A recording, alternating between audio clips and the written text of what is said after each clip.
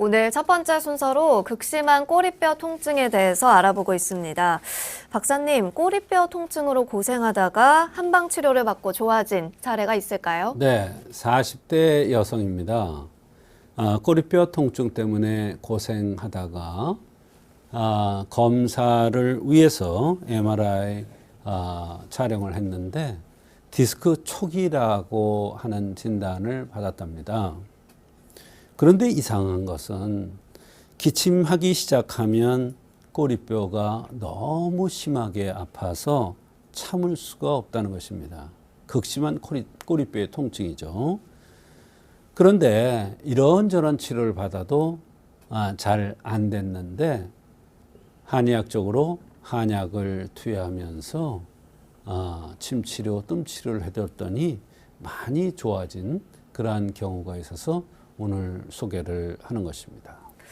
네, 기침을 하면 아플 정도로 아주 힘든 환자인데요. 생김새는 어땠습니까? 네, 얼굴은 이제 관골이 나오고 각이 졌습니다. 각이 졌으면서 관골이 나왔다는 것은 음혈이 부족되기 쉬운 체질이다 이렇게 볼 수가 있습니다.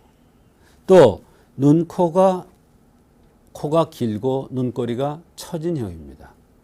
특징적인 것은 웃을 때 눈가에 주름과 콧등에 주름이 생기는 그런 특징이 있었습니다.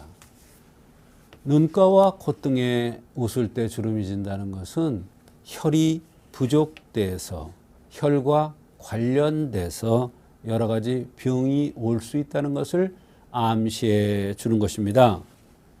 더군다나 얼굴이 각이 졌고 관골이 나와서 음혈이 부족되기 쉬운 체질이기 때문에 전반적으로 혈어 또는 음혈 부족으로 병이 올 수가 있는 체질이라는 것을 얘기해 줍니다.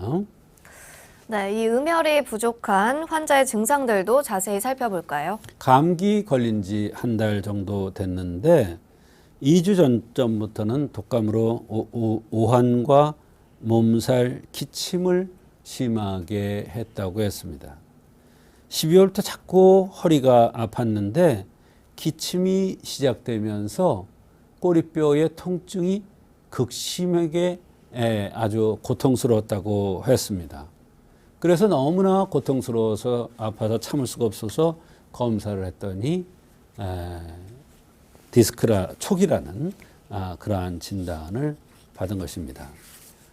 샤스를 입을 때, 티셔츠를 갈아입을 때 팔이 올라가지 않고 손발 겨드랑이에 땀이 많이 나면서 유독 오후가 되면 많이 피곤하고 요실금 증상이 있어서 재채기나 뛰는 이런 현상이 있으면 찔끔하고 소변이 나온다고 했습니다.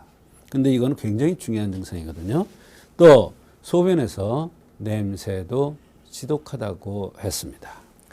네, 치료가 아주 시급한 환자인 것 같은데요. 어떤 관점에서 치료해 주셨습니까? 여러 가지 증상들이 있습니다만 꼬리뼈가 아프다는 것이 가장 깊은 곳에 병이 들었기 때문에 이걸 우선적으로 치료해 줘야 됩니다. 이것은 음혈이 부족된 것으로서 오후에 유독 피곤을 많이 느낀 것하고도 연관이 있습니다. 생긴 모습에서도 웃을 때 눈가에 주름이 지고 콧등에 주름이 지는 거, 또 관골이 나온 이러한 기과형이라는 거, 이러한 모든 것은 혈과 관련된 또는 음혈과 관련된 병이 올 수 있는 것이고 그것이 부족해서 꼬리뼈에 통증이 왔다고 생각이 되는 것입니다. 감기가 한 달 이상 고생하는 것이나 오한, 몸살, 기침, 꼬리뼈 아픈 것 모든 증상들이 음이 부족돼서 나타나는 오한 발열에 의한 증상이라고 판단되어서 이진 사물에 지모항백 지골피를 투여했더니 여러 가지 증상들이 좋아지면서 꼬리뼈의 통증이 차츰차츰 가라앉았던 것입니다. 특히 소변의 이상도 음이 부족돼서 나타나는 그러한 증상이었습니다.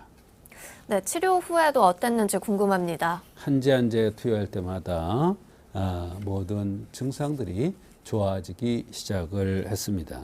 특히 약을 먹으면서 기침하면 꼬리뼈의 통증이 심하던 현상이 굉장히 좋아졌고 왼쪽 엉덩이 뒤로 당겨서 일어나지 못하는 이런 것도 좋아졌고 여러 가지 모든 증상들이 좋아지는 그런 결과가 있었습니다.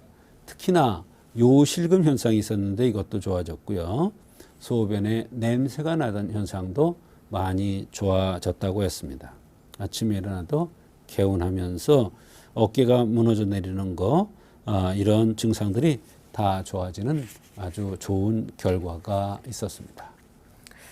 네, 우리 몸의 중요한 부위인 꼬리뼈 통증에 대해서 오늘 자세히 알아봤는데요. 제대로 원인을 파악하기 위해서는 한의학적인 정확한 진단이 필요해 보입니다. 여러분도 꼭 기억해 두셨으면 좋겠습니다.